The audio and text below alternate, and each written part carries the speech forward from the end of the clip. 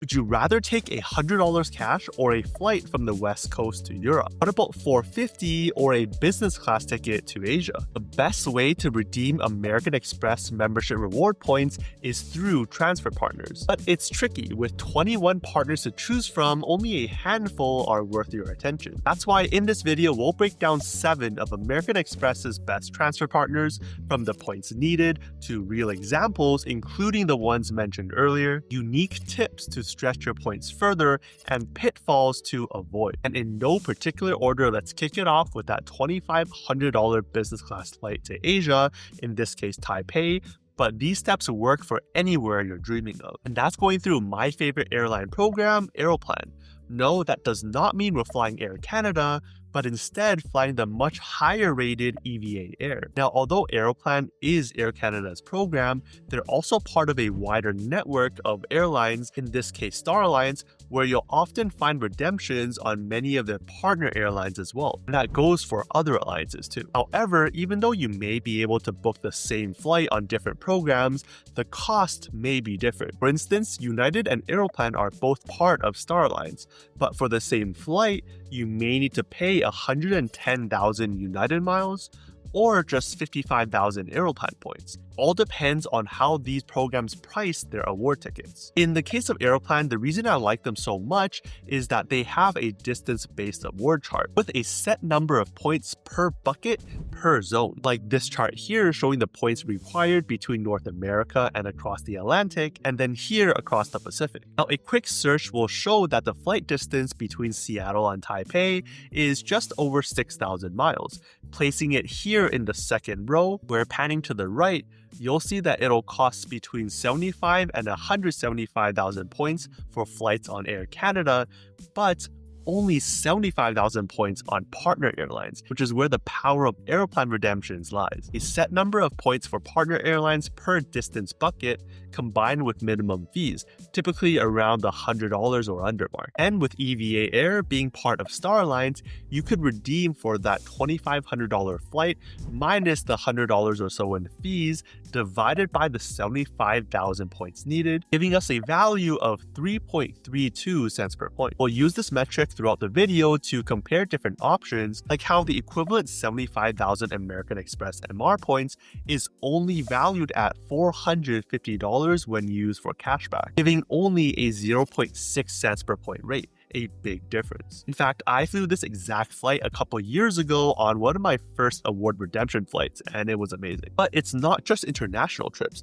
In fact, just a few days ago, I booked a North America trip returning from Toronto to Vancouver for just 27,000 points, falling into this bucket here for just 27,000 points and $36. A flight that would have cost me $642 or a value of 2.2 cents per point. Now, Aeroplan doesn't just have some solid redemption options, it's also strong in a few other areas too. First, in my opinion, Star Alliance is one of the strongest network of airlines, including some really amazing ones like ANA, EVA, Asiana, and Singapore Airlines, who actually has a unique partnership with Aeroplan, being pretty much the only partner that sees Singapore Airlines premium seats, which you can learn all about my redemption for that over here. Second, Aeroplan allows stopovers for just 5,000 additional points. That means I could fly from Seattle to Taipei for 75,000 points, or I can then fly onwards to, say, Japan, Korea, or another city for just 5,000 more points for a total of 80,000, making it an even better deal. And third, Aeroplan is a transfer partner from more issuers too, like Capital One and Chase, making it easier to pool points and redeem for some of these amazing flights. All right, program number 2 that you need to consider, and this one's a bit time sensitive, and that's Hawaiian Airlines. No, it's not because we want to fly to Hawaii, but because Alaska recently acquired Hawaiian Airlines, now allowing for one-to-one transfer between Hawaiian miles and Alaska miles. And that's what we're targeting here, because up until recently, Alaska miles are pretty hard to earn, with the only transfer partner being built, and therefore has had a lot of sweet spots for you to get value from. For example, if you're flying Alaska from Seattle to SFO, then that distance falls under the 700-mile bucket where you'll only need about 5,000 miles and $5.60 in taxes and fees for that flight. That means round trip, instead of paying $277, you'll only need 10,000 miles and $11.20 in taxes and fees, giving us a value of 2.7 cents per mile, a solid economy redemption. That said, as with most airlines, Alaska is part of an alliance of airlines, in this case having strong partners like American Airlines, Cathay Pacific, JAL, and the newer Starlux Airlines. And these partners is where Alaska miles really shine.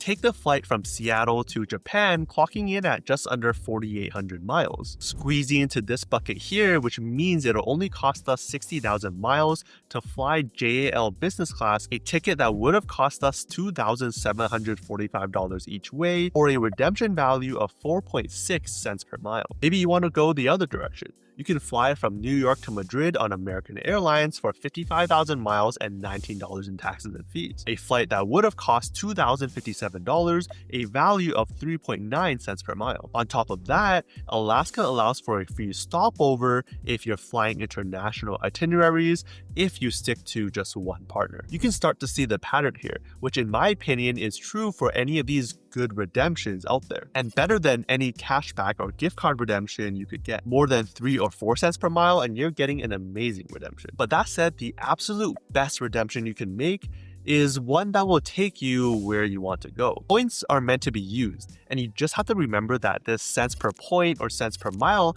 is just one metric to try and compare the value. But do you really need to stress about, oh, I'm only getting 2 cents per mile instead of getting 3?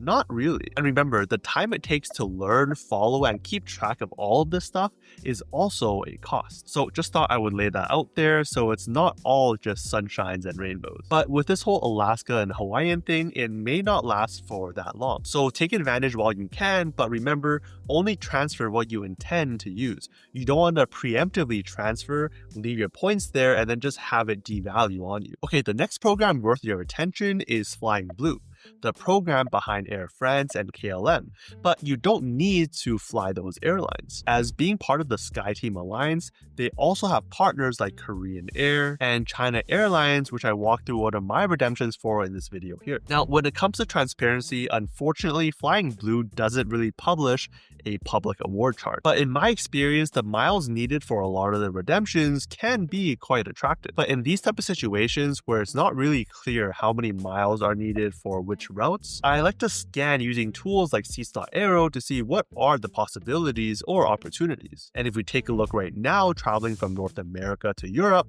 there's a bunch of routes costing just 60,000 miles, like this one from New York to Paris for 60,000 miles and $228 in fees, or this one all the way on the other side of the continent from Vancouver to Paris for the same amount of miles but $236 in taxes and fees, with a whopping 7 seats available. This is likely because the Flying Blue program treats the entire North America as one zone.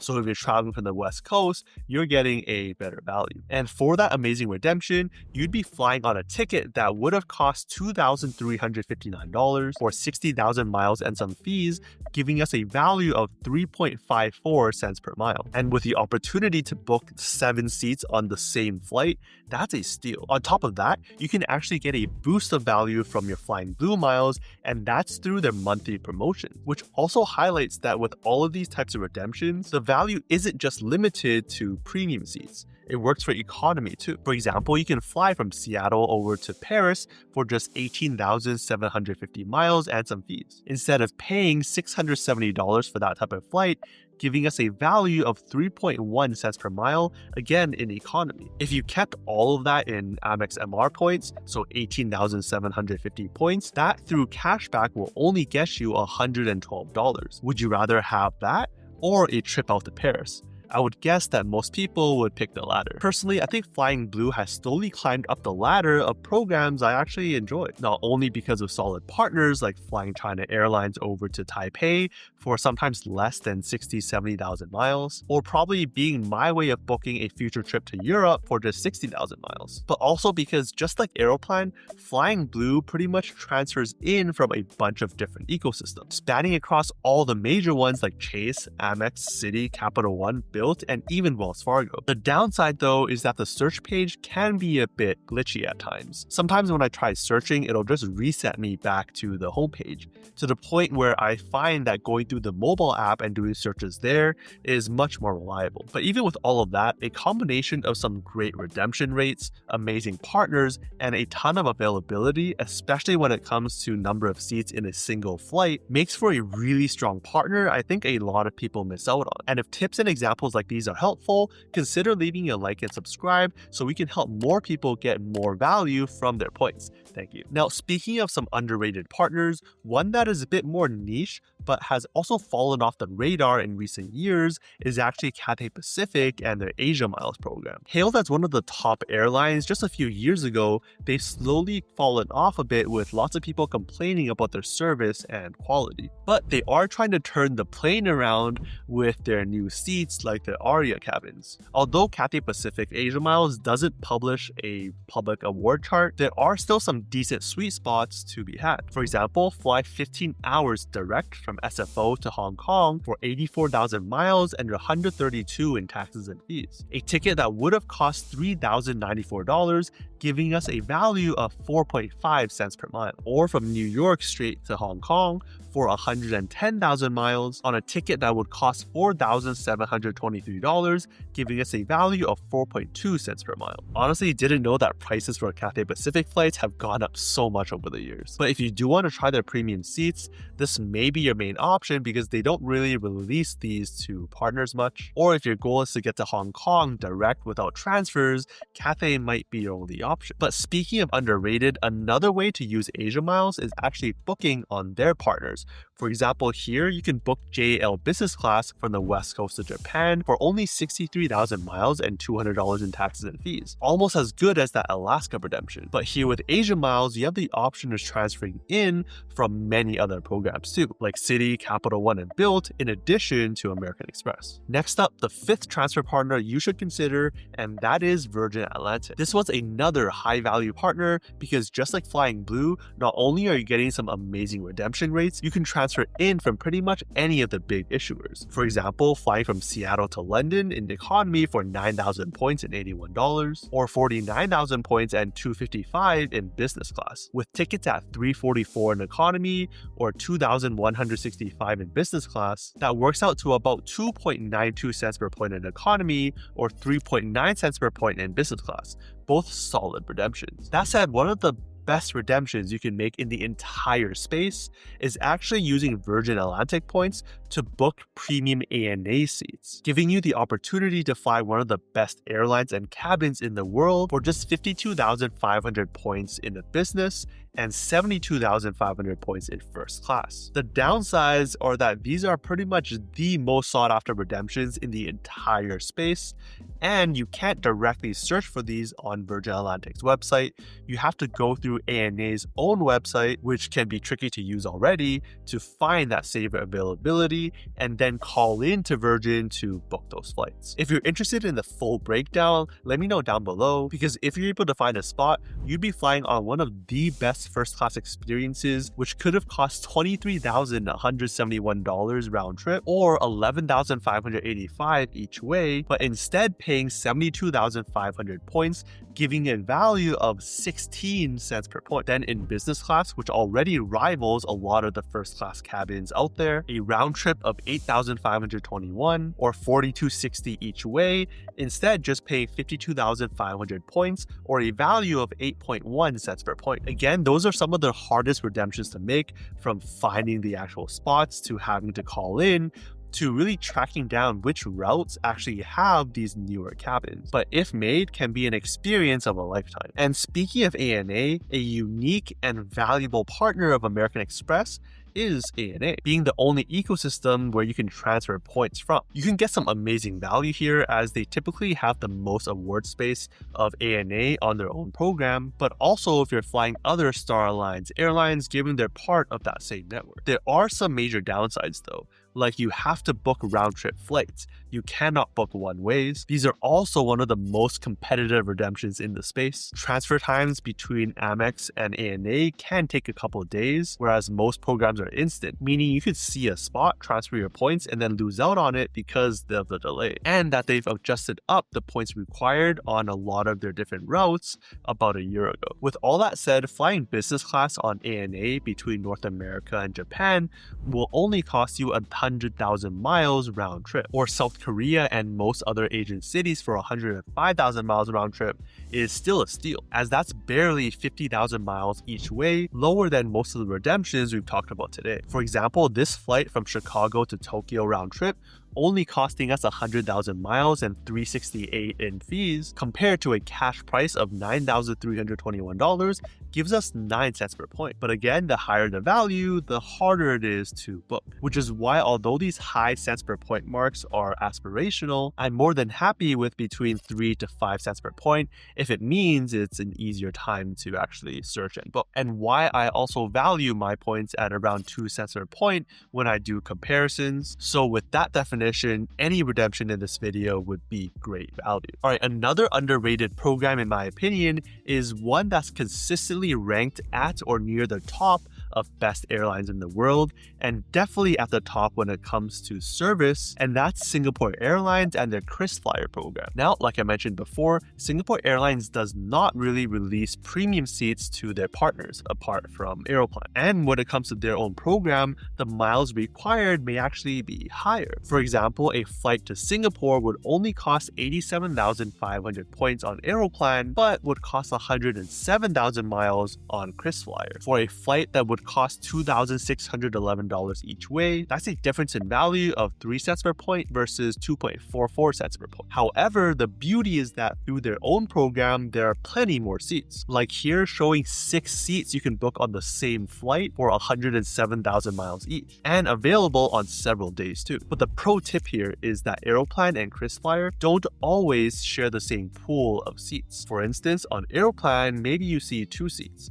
but on KrisFlyer, you see plenty more. In that case, you could book out the 2 seats on Aeroplan for 87,500 points each, and then book an additional seat on KrisFlyer for 107,000 miles. That averages out the cost if you want more seats on the same flight, which is what I did for a trip later this year. And another pro tip, you don't have to fly to Singapore to experience some of these Singapore Airlines flights, because they fly a number of Fifth Freedom flights, which means their origin and destination airports are not their home country, in this case, not in Singapore. For example, you can fly from LA to Tokyo for 103,000 miles, or JFK to Frankfurt for 81,000 miles. The options are out there. Speaking of pro tips though, the biggest tip I can give you that can supercharge the value of your points across any of these ecosystems is to take advantage of transfer bonuses. Pretty much every couple months or so, Amex, or really any issuer, will give you bonus points for transferring to a select number of programs. For example, right now the only bonus partner is Hilton, which isn't that great of a partner, but if we look at past bonuses courtesy of the points guy, we see that different programs have different bonuses and number of bonuses, like Aeroplan typically offering between 10 and 20% bonus, Flying Blue giving 25%, Cathay between 10 and 30%, Hawaiian at 20 to 25%,